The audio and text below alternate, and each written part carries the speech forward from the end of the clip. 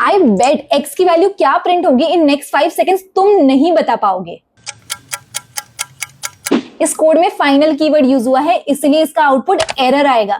चलो next 30 seconds में तुम्हें जावा का फाइनल कीवर्ड सिखाती हूँ with the code example and logic hack also. Java में फाइनल कीवर्ड का यूज तब होता है जब तुम किसी भी चीज को एकदम कांस्टेंट बनाना चाहते हो जो कि कभी भी चेंज ना हो सके। अब इसको यूज हम 3 जगह कर सकते हैं, जिसको याद रख सकते हो तुम एज अ VMC।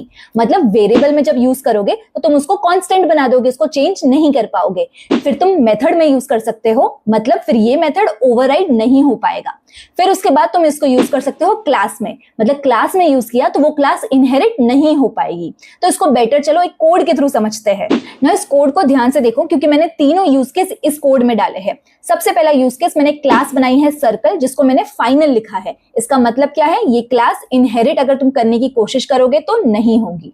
उसके अंदर मैंने एक वेरिएबल बनाया है पाई, जो कि डबल है उसका डेटा टाइप, एंड वहां पे फाइनल लिखा है और उसमें 3.14 की वैल्यू स्टोर की है। इसका मतलब क्या है, ये कांस्टेंट वेरिएबल है, ये चेंज नहीं हो सकता है।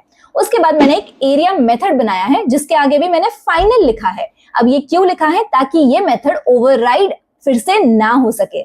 अब इसमें मैं एरिया का फॉर्मूला लिख रही हूँ pi r square, and next main method में जब मैंने इस क्लास का ऑब्जेक्ट बनाया, इस मेथड को मैं कॉल कर रही हूँ। लेकिन 2 चीजें तुम जरूर ट्राई करना कि इस सर्कल क्लास को इनहेरिट करने की कोशिश एंड इस एरिया मेथड को ओवरराइड करने की कोशिश, एंड बताना क्या ये चेंज हो पाया या नहीं।